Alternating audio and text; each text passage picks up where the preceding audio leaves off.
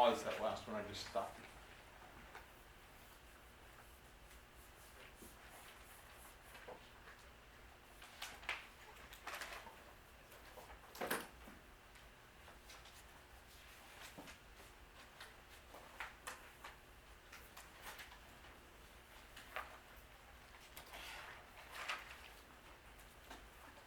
So if you're wondering where to start and you haven't looked up, I've written a few questions on the right.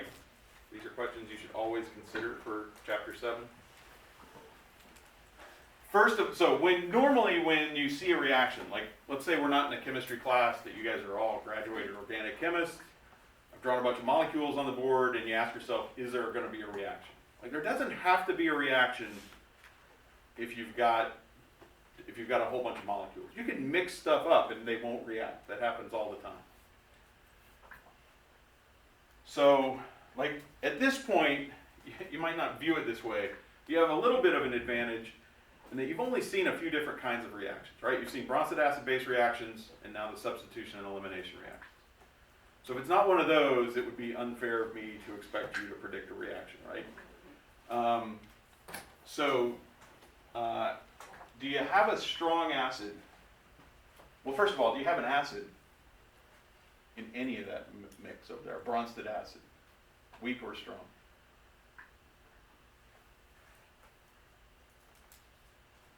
See some shakes of heads.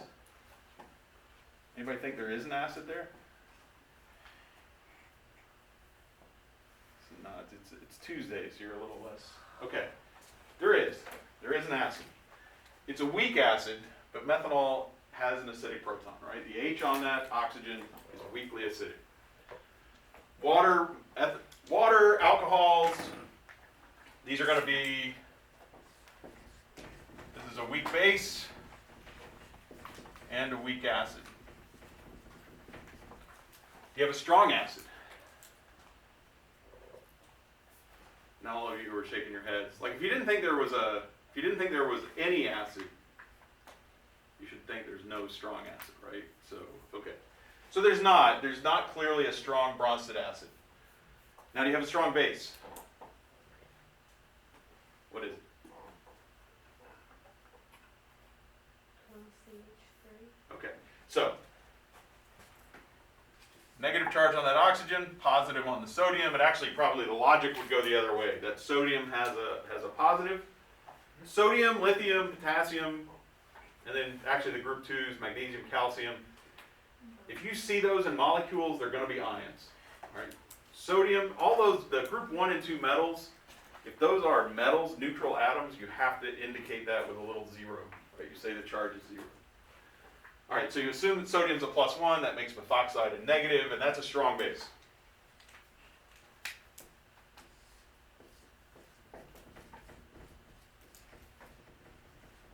Is it a good nucleophile? It is.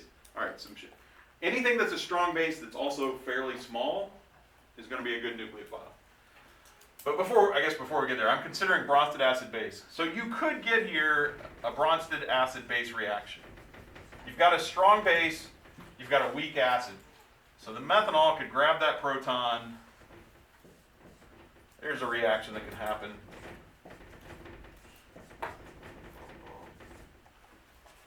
Right, so like I'm really taking you way back to first principles. I probably just cost you 6 minutes on exam 2 that you're going to be thinking about this stuff. Right, there is a reaction, a Bronsted acid-base reaction that can happen. You've got a strong base and a weak acid, so they can react with each other. Of course, the products are exactly the same as the reactants. Right, that proton can be transferred, and I mentioned this last time on Thursday about how we make sodium methoxide or ethoxide. And it's almost always, if you're going to have sodium methoxide, you're going to have that in methanol. And if you have sodium hydroxide, you're going to have water. If you're going to have sodium ethoxide, you'll have it in ethanol.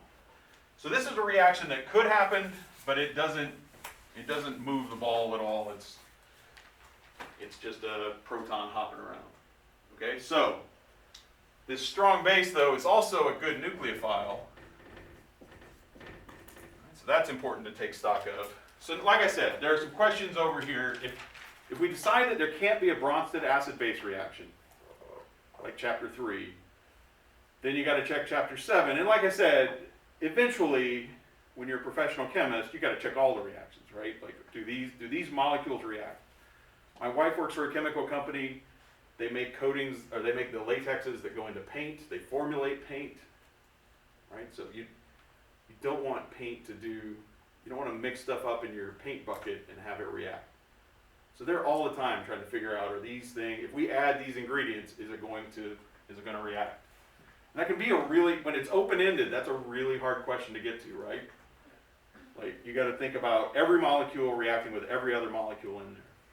Here, you only got 3 molecules. So for chapter 7, is there a leaving group? There is. There's a bromide. All right, if there's no leaving group, there's no, that looks like a word, doesn't it? No sore. All right. There's no leaving group, there's no substitution or elimination. Your work is done. There's no Bronsted acid-base reaction, there's no leaving group. On exam 2, there's no reaction. Again, I'm not saying I'll do that, but that could be a possibility.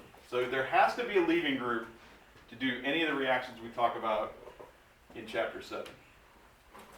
Okay, are there beta hydrogens? I see a few more nods.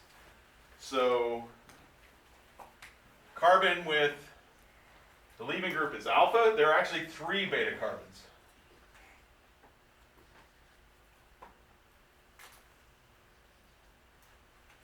So are there beta hydrogens? Yes, I meant to ask if they're beta carbon. So you said there are beta hydrogens. There's a hydrogen on that beta carbon, hydrogen on that beta carbon, 3 hydrogens on that beta carbon. All right, same thing here. If there's no beta hydrogens, there's no elimination.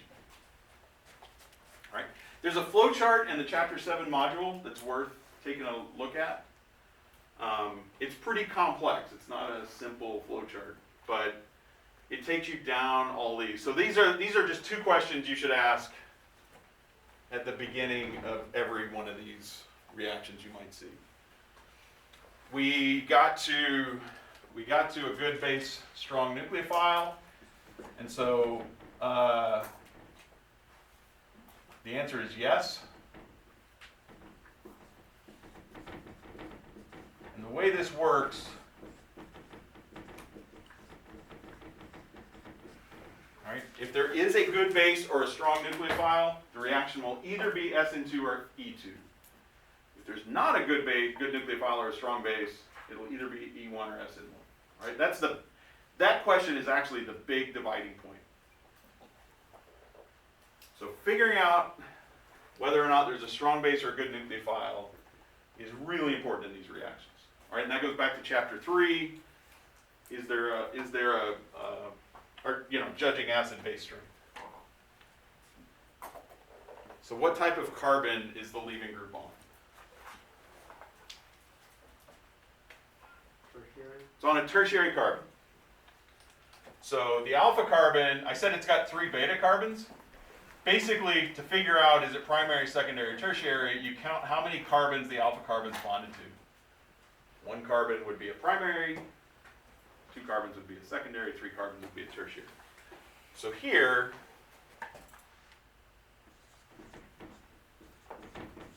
leaving groups on a tertiary carbon, so there is no Sn2 possibility. So actually, your problem is solved. Right? That flowchart has stuff about temperature and solvent and all these other questions. Based on logic, at this point, we have an answer. All right? Show you how we got that answer with my fancy new purple pen. All right? Sn2 or E2, based on there being a strong base and a good nucleophile.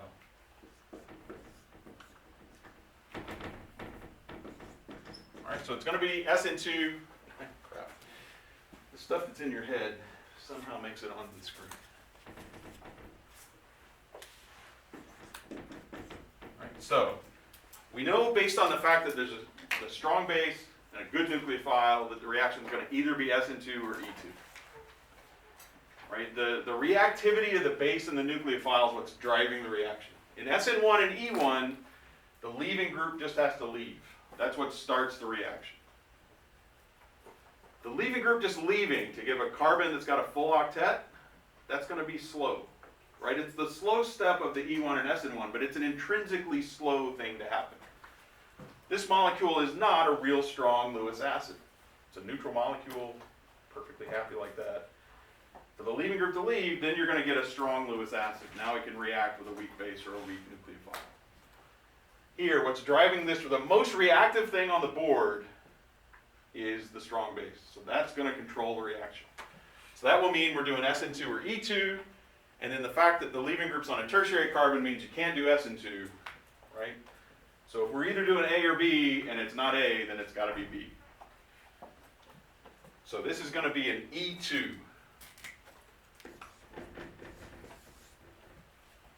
Okay, so I'm going to give you another minute in case you didn't draw an E2 product. But even if you did draw an E2 product, you need to look closer and make sure you drew the right E2 product.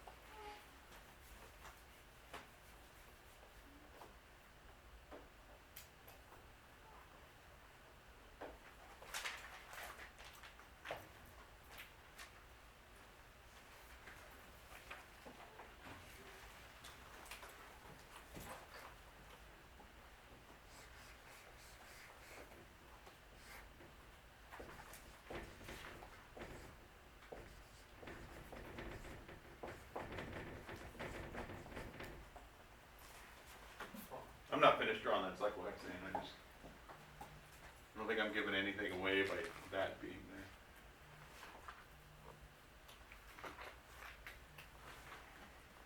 there. Okay, so you got 3 different beta carbons. You've got 3 different beta protons.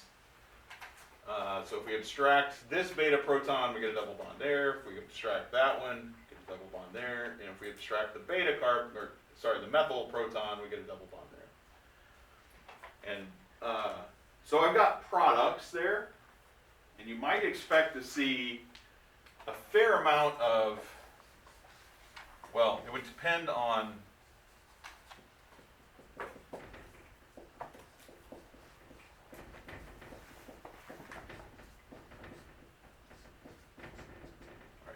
if the base is bulky, so if the base is sterically hindered, if the basic atom, more particularly the electrons on the basic atom, the electrons that are going to make a bond to that hydrogen, if there's a lot of steric hindrance around it, they're going to give you the Hoffman product. They're going to go after the most sterically accessible protons, right, which are on this methyl. You also have a bit of a statistical thing here. There are 3 of those protons. There's only 1 of these.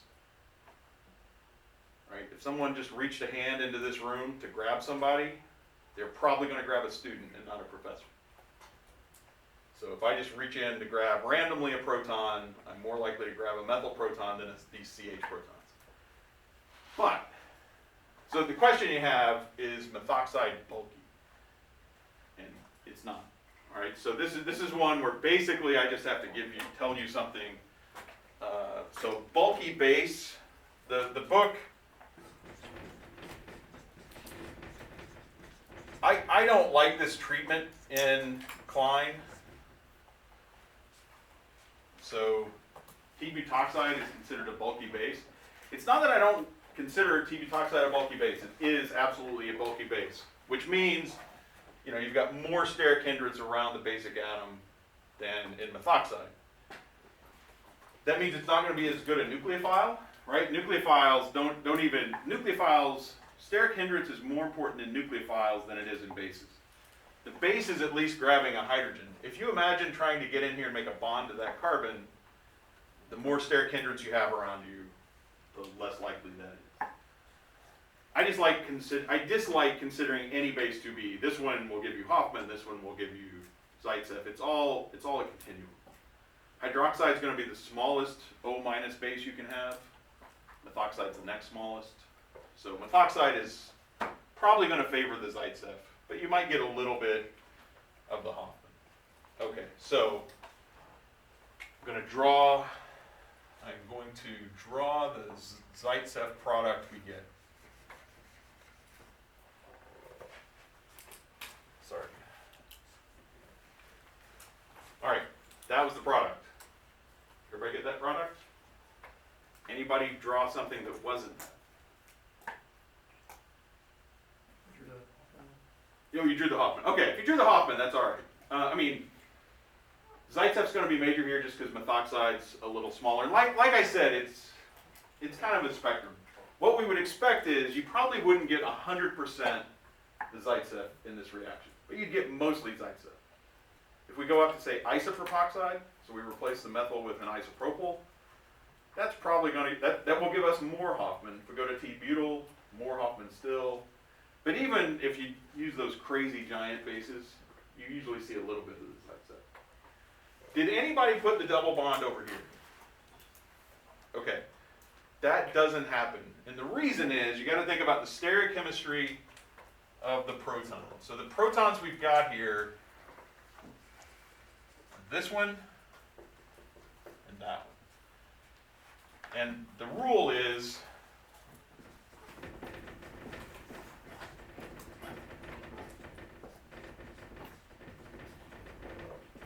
anticoplanar officially. And then this means, so in a ring, in a cyclic molecule, the fact that beta proton and the leaving group have to be anticoplanar in the E2 means that they have to be trans. Right? If they can't be if they're not trans, they can't be anticoplanar. And so that's another level down in this reaction. So if you guys had, in terms of grading, and again, I opened this whole thing up with, grades aren't the end all be all.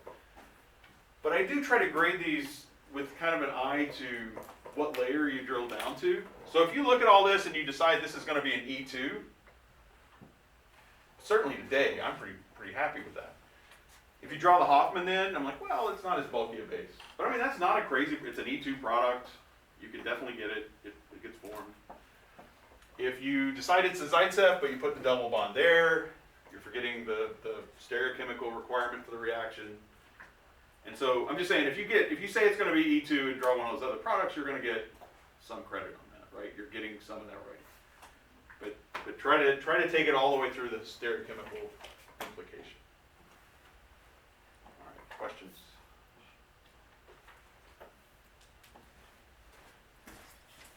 If I've got my back turned and you have a question, you can feel free to just yell out. Okay.